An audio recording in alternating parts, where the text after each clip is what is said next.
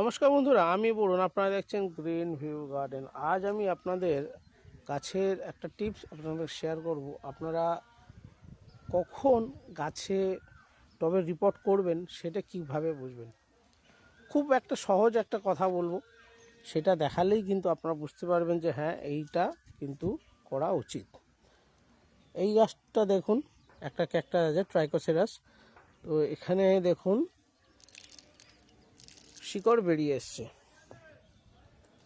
আর এই একটা চাইনিজ বট গাছ আছে, এখানেও দেখুন শিকড় বেরিয়ে গেছে। তো এইটা একটা প্রথম কারণ, যে যখনই দেখছেন যে টবের নিচ থেকে শিকড় বেরোচ্ছে, তার মানে বুঝতে হবে একে রিপোর্ট করতে হবে। কারণ টবে যতটা এরিয়া আছে সমস্ত এরিয়াতে শিকড় ভরে গেছে, আর জায়গা নেই।